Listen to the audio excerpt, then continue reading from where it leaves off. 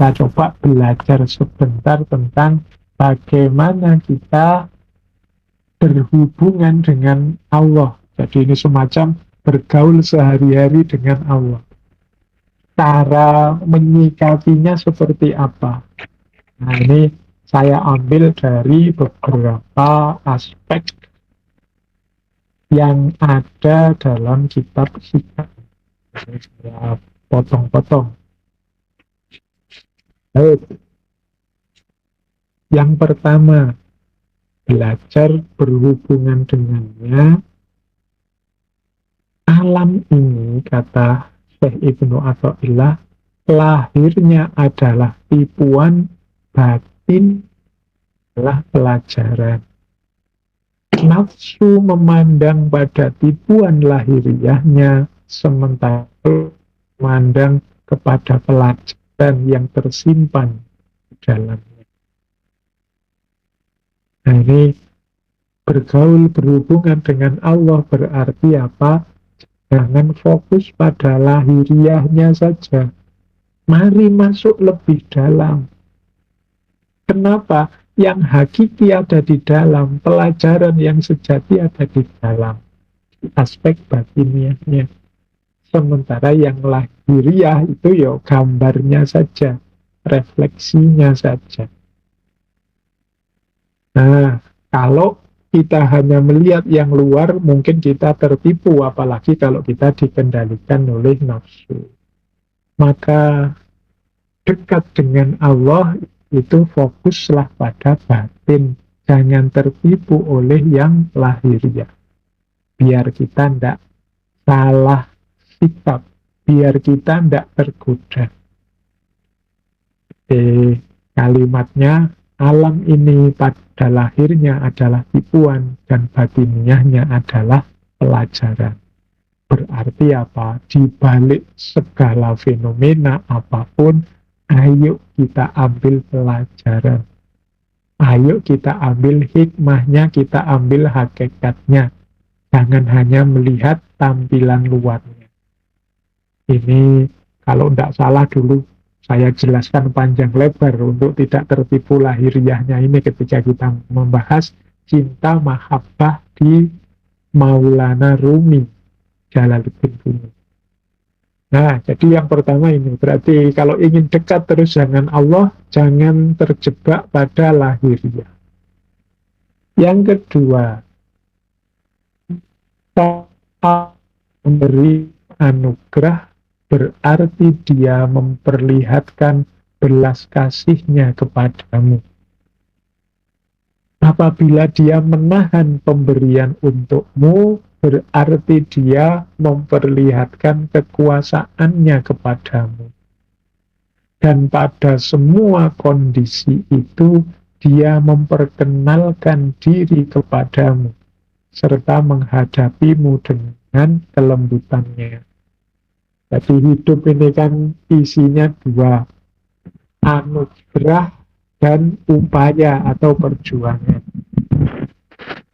Kalau Allah memberi kita anugerah, jadi kita mendapat banyak fasilitas-fasilitas, banyak pemberian-pemberian dari Allah, kita sadarilah itu sebagai kasih sayangnya Allah pada kita.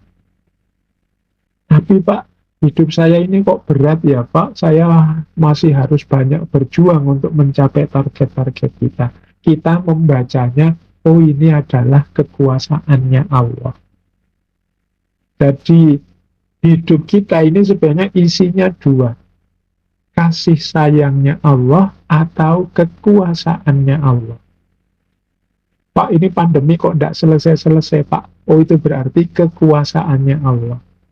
Pak, saya senang sekarang kalau kuliah itu tidak capek, online saja, duduk saja di rumah bisa kuliah. Alhamdulillah, itu kasih sayangnya Allah.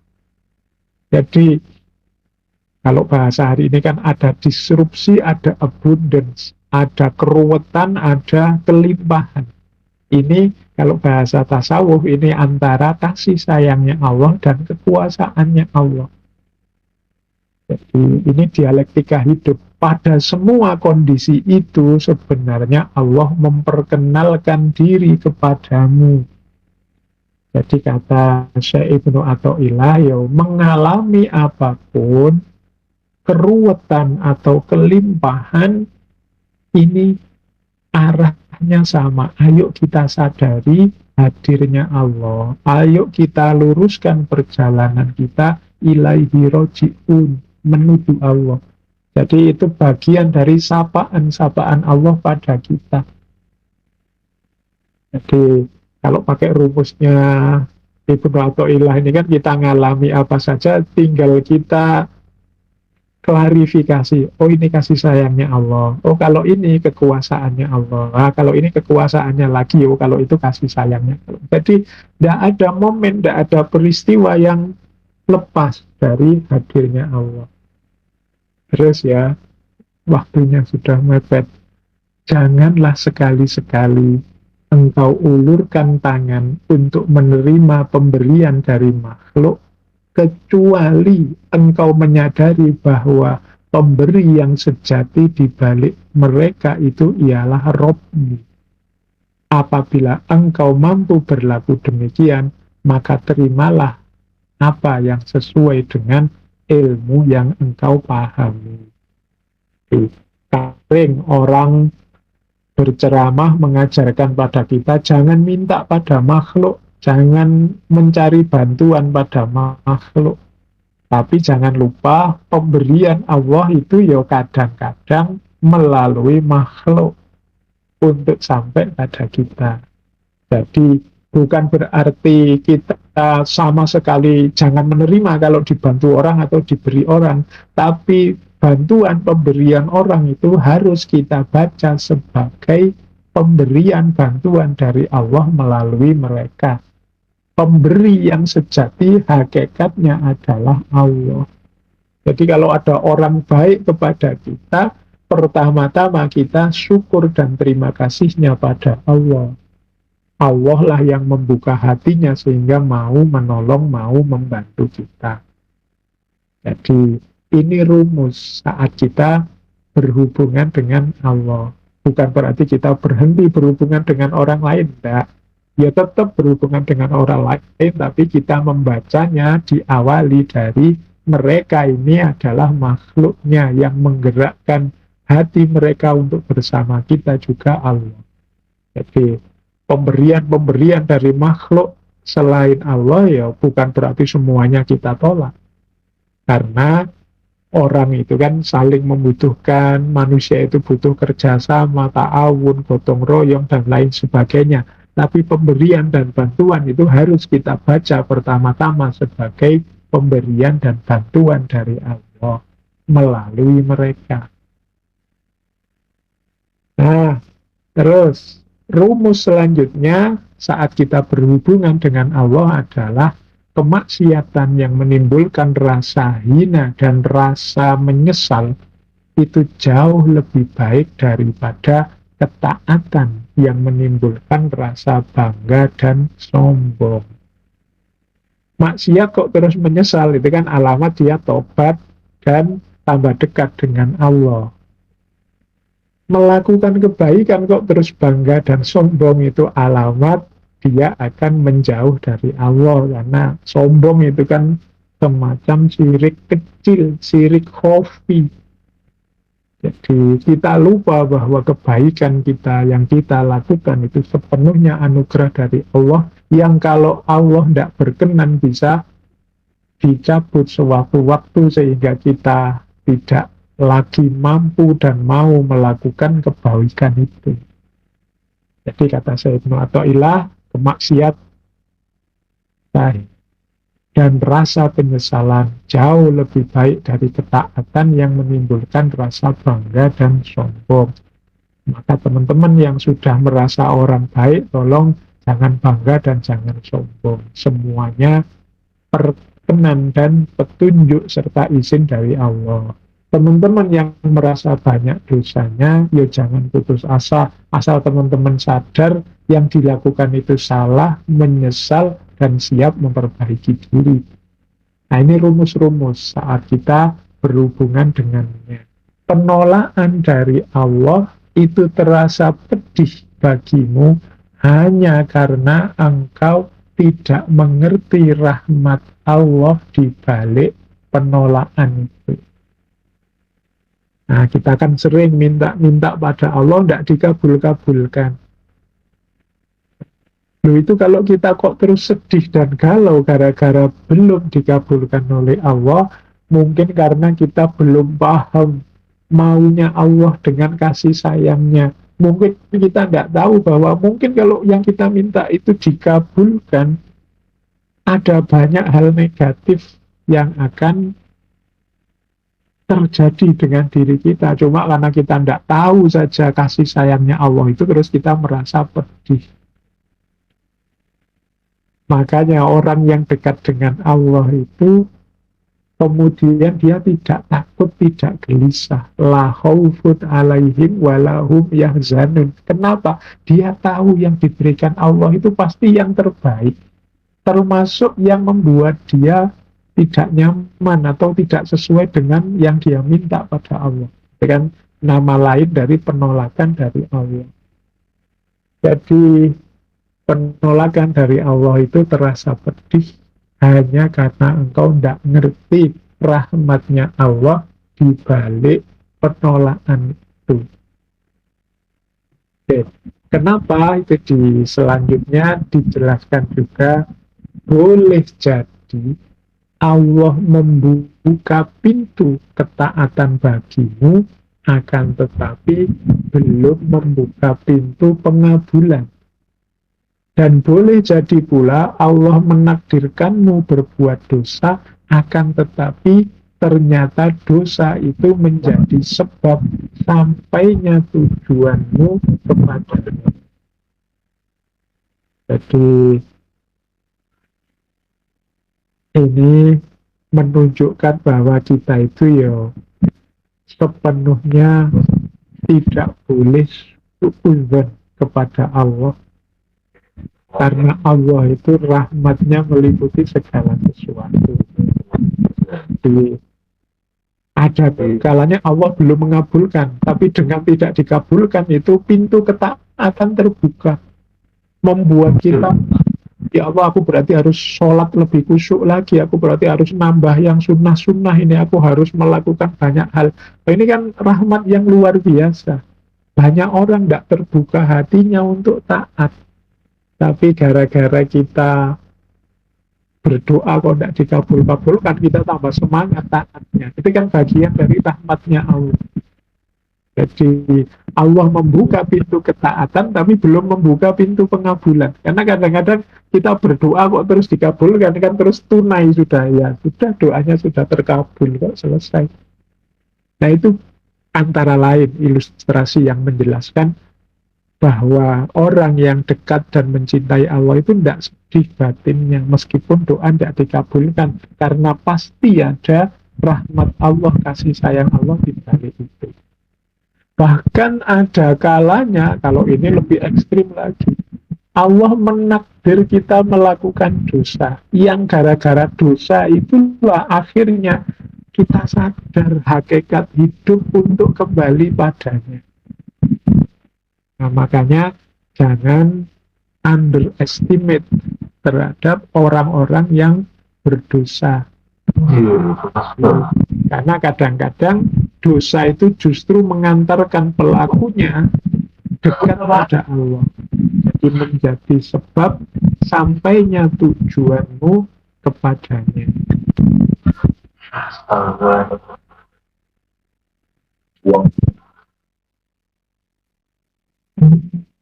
Baik, saya lanjutkan. Bagaimana Pak cara saya menempuh jalan menuju mahabbah, menuju cintanya Allah, yaitu tazkiyatun nafas. Jadi membersihkan hati, membersihkan jiwa. Kata Syekh Ibnu Athaillah, bagaimana hati dapat bersinar sementara gambar-gambar duniawi tetap terlukis dalam cermin hati itu Atau bagaimana hati dapat berangkat menuju Allah sementara ia masih terbelenggu oleh syahwatnya? Atau bagaimana mungkin seseorang akan antusias menghadap hadirat Allah apabila hatinya belum suci dari junub kelalaiannya? Lalai itu kalau dalam dunia tasawuf oleh para sufi itu disebut junub, hadas besar. Lalai itu kan lupa pada Allah, tidak sadar adanya Allah. Atau bagaimana mungkin seorang hamba bisa memahami berbagai rahasia sementara ia belum bertobat dari kesalahannya? Jadi nafas kita, jiwa kita, hati kita, seperti di Syekh Abdul Qadir Jailani minggu lalu dijelaskan adalah wadahnya rasa cinta itu, adalah tempat di mana cinta pada Allah bersemayam. Tapi bagaimana Allah bisa hadir dalam jiwa kita kalau jiwa kita kotor, kalau jiwa kita penuh dengan hal-hal duniawi? Bagaimana kita bisa bergerak menuju Allah kalau kita masih terikat, terbelenggu oleh syahwat-syahwat kita, keinginan-keinginan duniawi kita? Bagaimana kita semangat untuk menuju Allah, wong kita ini banyak lalai, keliru terus, meleset terus? Bagaimana kita bisa mencapai makrifat kalau kita sendiri tahu kita ini salah, belum total menomorsatukan Allah, tapi tidak tobat-tobat? Teman-teman ini kan kayak saya, dosanya oke, sering melakukan salah-salah, keliru-keliru, yakin dan sadar. Tapi yo disuruh tobat yang beneran itu ragu-ragu. Yo istighfar sih kita itu, tapi yo kalau ditanya total bener nggak ngulang itu ya kita masih maju mundur. Nah ini menunjukkan kita nggak terlalu serius. Lawang nggak serius gitu kok ingin makrifat, kok ingin mencapai mahabbah, kok ingin jiwanya jernih. Ya nggak bisa kayak di Syekh Abdul Qadir Jailani kemarin lah, kalau wadahnya kotor, cerminnya kotor, sebagus apapun gambar tidak terlihat. Kalau ada bejana kok kotor, meskipun diisi air jernih, ya air jernihnya jadi air keruh. Nah, jadi strategi menempuh cinta yang kedua adalah tazkiyatun nafs. Ini masih berhubungan dengan tazkiyatun nafs ya. Kata Allah, kadang-kadang cahaya-cahaya mendatangimu, namun mereka menemukan hatimu masih dipenuhi dengan hal-hal yang bersifat duniawi. Maka cahaya-cahaya itu kembali ke tempat semula. Oleh karena itu, kosongkan hatimu dari segala sesuatu selain Allah. Maka Allah akan memenuhinya dengan pengetahuan dan rahasia. Jadi Allah itu sangat penyayang pada kita. Tidak selalu Allah nunggu ibadah kita yang serius baru Allah melimpahkan cahaya. Tidak selalu Allah nunggu prestasi-prestasi religius spiritual kita baru Allah menganugerahkan makrifat. Tidak selalu begitu. Kadang-kadang Allah itu menganugerahkan cahaya. Mungkin pada orang yang dia selama ini banyak dosa, tiba-tiba dilimpahi oleh Allah cahaya.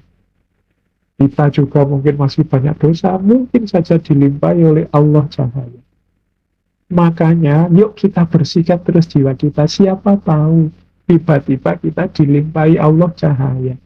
Banyak orang yang mungkin dilimpahi oleh Allah cahaya, tapi dia tidak tahu karena hatinya masih penuh dan sibuk dengan hal-hal duniawi yang selain Allah. Ya kalau kamu sibuknya di situ, ya hadirnya cahaya ilahiyah itu ya tidak ada gunanya, cahayanya balik lagi. Wong kamu cuekin, kamu sibuk dengan hal lain yang bukan Allah. Akhirnya kata Syekh Ibnu Athaillah ya cahaya itu kembali ke tempat semula. Oleh karena itu ya tazkiyatun nafas, kosongkan hati dari segala sesuatu selain Allah. Bagaimana cara kita menjadi hamba yang dicintai dan mencintai Allah. Nah, menempuh jalan cinta yang pertama adalah kita harus memposisikan diri sebagai hambanya. Ya kalau bahasa Arab hamba itu abdun, abdinya. Jadi kadang-kadang ada yang menerjemahkan budaknya. Mungkin meskipun diksinya agak kasar, ya. Tapi maksudnya sama. Jadi kata Syekh Ibnu Athaillah, tidaklah engkau mencintai sesuatu, melainkan engkau akan menjadi hambanya. Dan Allah tidak suka apabila engkau menjadi hamba selainnya. Jadi cirinya orang jatuh cinta, itu dia menjadi hamba dari yang dicintai. Makanya Allah tidak suka kalau engkau mencintai selain dia. Mengapa? Karena itu berarti engkau menjadi hamba selain dia. Cinta itu ya Allah saja satu-satunya. Ini kemudian kadang kan orang tanya, lupa, lah kalau saya cinta orang tua, saya cinta anak, itu apa ya? Terus menghalangi cintaku pada Allah ya enggak. Tapi tetap meskipun kau mencintai orang tuamu atau mencintai anakmu atau mencintai siapapun, jadikan cintamu pada sesama itu bekal untukmu mencintai Allah. Jadi, mari bersama-sama kita saling mencintai untuk apa? Untuk mencintai Allah, untuk memperoleh ridhonya Allah. Jadi tidaklah engkau mencintai sesuatu, melainkan engkau menjadi hambanya, dan Allah tidak suka apabila engkau menjadi hamba selainnya. Jangan jadi hamba uang, jangan jadi hamba harta, jangan jadi hamba jabatan, jangan jadi hamba apapun yang sifatnya duniawi, jadilah hambanya Allah saja. Untuk bisa total menghamba Allah saja, cintailah Allah. Kenapa ya? Rumusnya tadi orang yang jatuh cinta itu segalanya untuk yang dicintai. Jadi, ini rumus pertama. Marilah kita posisikan diri kita ini sebagai hambanya yang patuh apapun yang diinginkan oleh yang kita cintai. Yuk, kita lanjut. Nah, sekarang jalan cinta selanjutnya. Kata Syekh Ibnu Athaillah, yuk mari sadari makom kita. Ya kita ini, kan saya bilang tadi ada makom-makom yang kita hadapi, yang puncaknya mahabbah. Yuk, mungkin kita ini sedang di perjalanan makom-makom itu. Tadi makom 10, 9 tadi dari taubat sampai mahabbah. Mungkin kita ada di salah satu terminalnya. Atau jangan-jangan kita masih belum menginjak salah satu tangga itu pun. Tapi yang jelas orang itu harus sadar makomnya. Misalnya begini, kata Syekh Ibnu Athaillah. Syekh Ibnu Athaillah ini di bagian awal kitab Hikam itu. Kata beliau begini, keinginanmu untuk tajrid, padahal Allah telah menetapkan engkau pada asbab, adalah termasuk bisikan syahwat yang sama. Sebaliknya, keinginanmu untuk melakukan asbab, padahal Allah telah menempatkanmu pada kedudukan tajrid, adalah satu kemerosotan dari himmah yang lutur. Nah, coba kita pahami pelan-pelan ya. Ini hubungannya dengan makom.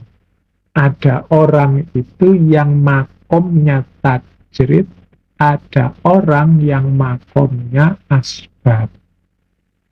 Makom tajrid itu orang yang sudah total memasrahkan hidupnya kepada Allah saja. Jadi dia sudah tidak ngurusi, tidak mikir, tidak sibuk, tidak peduli dengan dunia. Semuanya dipasrahkan pada Allah saja. Dia hanya melaksanakan kewajiban mendekat, mukorobah, murokobah, dan mencintai Allah saja. Ini orang di makom tajrid. Ya mudahnya ini para aulia, para wali, para kekasihnya Allah. Orang-orang yang di makom tajrid ini merupakan orang butuh makan, butuh bekerja. Kalau orang makomnya tajrid, dia pokoknya pasrah sama Allah sepenuhnya. Nanti kalau lapar ya sudah dipasrahkan pada Allah. Ini gaya tajrid. Ya biasanya orang yang pasrah pada Allah total, nanti Allah hadir untuk ya, memenuhi kebutuhannya. Jadi mungkin makanya kan banyak cerita-cerita para wali itu sedang butuh apa, ingin apa, tiba-tiba saja datang, hadir, dan lain sebagainya. Ini orang di makom tajrid. Memang totalitas hidupnya untuk Allah saja. Tapi ada orang seperti kita. Ini orang di makom asbab. Masih butuh mencari nafkah, masih butuh menafkahi, masih harus melakukan ini biar itu, dan lain sebagainya. Ini orang yang di makom asbab. Tajrid dan asbab ini dua-duanya baik. Dua-duanya punya jalan menuju Allah. Dua-duanya punya kebaikan-kebaikannya sendiri. Nah, yang keliru apa? Orang yang tidak sadar makomnya. Orang yang makomnya asbab tapi gaya seolah-olah makomnya tajrid. Orang, atau sebaliknya, orang yang sudah tinggi makomnya kok malah merosot, menurunkan level jadi asbab. Kita kasih contoh ya, kemarin kan banyak itu orang yang misalnya begini, udahlah, ndak usah prokers, ndak usah pakai masker, ndak usah jaga jarak, pasrah saja pada Allah. Kalau Allah memberi sakit, ya biar saja sakit. Kalau Allah itu, kita bisa ngomong begini, itu harusnya makom kita sudah tajrid. Jadi yang ya memang totalitas hidup kita sepenuhnya kita serahkan pada Allah, dan memang kita ndak mikir dunia lagi sudah. Tapi apa kita memang sudah nyampe makom itu? Kalau belum nyampe ya sebenarnya kita ini masih asbab. Kalau lapar ya cari makan, kalau haus cari minum, kalau ngantuk ya tidur. Kita masih ada di makom asbab. Jadi orang di makom asbab itu ya bekerja, mencari rizki, nanti kemudian mentasarufkan rizki dan lain sebagainya. Kita masih di makom asbab. Nah, tidak kok sejak awal sudah bilang, sudahlah pasrahkan saja pada Allah. Nanti kan kalau saya ditakdir dapat kerjaan, kan dapat kerjaan. Saya terserah saja semuanya pada Allah. Tidak begitu. Kita ini orang di makom asbab masih jadi masih belum pantas ngomong seperti orang yang makomnya tajrid, seperti para wali. Jadi kita masih terkena hukum sebab akibat. Jadi orang yang masih di makom asbab kok gayanya kayak orang di makom tajrid, itu namanya syahwat. Sebaliknya, orang yang sudah tajrid kok kemudian menyibukkan diri dengan dunia seperti orang di makom asbab, itu namanya mosok. Jadi yuk teman-teman disadari makomnya ya, meskipun saya tahu sebagian besar yang ikut ngaji ini kan makomnya asbab. Saya tidak, kalau ada satu dua yang sudah wali, aku ya nggak ngerti. Ini ya secara umum mungkin asbab ya. Jadi diikhtiari, ditawakali, seperti makom-makom yang dijelaskan tadi. Setelah tawakal, terus nanti akan muncul mahabbah. Jadi kalau sudah mahabbah, nanti buahnya makrifat, baru mungkin kita bisa mengklaim tajrid bahwa Inna sholati wa nusuki wa mahyaya wa mamati lillahi rabbil alamin. Penuhnya hanya untuk Allah saja. Jadi jalan cinta juga sadari makom kita. Kita mencintai Allah sesuai kapasitas, kemampuan, dan kedudukan atau makom kita. Jadi, tidak kok, wah saya mau meninggalkan dunia sepenuhnya, hidup di hutan untuk Allah saja. Nah, itu tidak sadar makom. Apa yo bisa, wong yo disuruh sholat 5 waktu aja masih bolong-bolong, sekarang mau uzlah menjauh dari enggak lah. Kita belum nyampe ke sana. Yuk, disadari saja kita masih di makom asbab. Bukan jelek, setiap makom ada rumus kebaikannya sendiri-sendiri. Nah, penting juga kita mencari sahabat, teman, relasi yang mendukung jalan kita. Makanya para sufi itu selalu menganjurkan mencari guru, mencari teman, murid sama-sama bareng-bareng, nanti yang dari situ lahir torikot-torikot. Jadi apa? Mudah kalau bareng-bareng. Kalau kita sedang puasa, kalau bareng-bareng kan enak, tapi kalau puasa sendirian kan berat. Di rumah bertiga, berempat, berlima, saya puasa sendirian. Itu kan berat. Tapi kalau di rumah berlima puasa semua kan enak. Makanya dalam dunia tasawuf itu kan ada namanya torikot, persaudaraan spiritual. Kenapa? Karena bareng-bareng. Makanya fungsi teman penting. Janganlah engkau bersahabat dengan orang yang keadaannya tidak membangkitkan semangatmu dan pembicaraannya tidak membimbing ke jalan Allah. Jadi, yo kalau Pak teman saya kayak gitu semua ya Pak, semua isinya yo pokoknya dunia kabeh, tidak ada yang mendekat pada Allah, yo dikurangi, dibatasi. Khawatirnya tadi menurunkan makom kita, menurunkan level kita. Boleh jadi engkau berbuat buruk, tetapi tampak olehmu sebagai kebaikan, lantaran engkau bersahabat dengan orang yang tingkah lakunya lebih buruk darimu.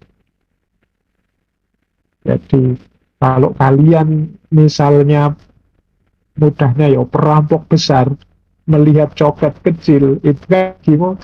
Kalau ada copet kecil, ala biasa itu apa, itu masih lumayan lah daripada saya. Itu kan yang besar yang lain. Nah, kalau kamu punya sahabat yang tingkah lakunya lebih buruk, sangat jauh darimu, kadang-kadang keburukanmu itu oleh dia disebut sebagai kebaikan.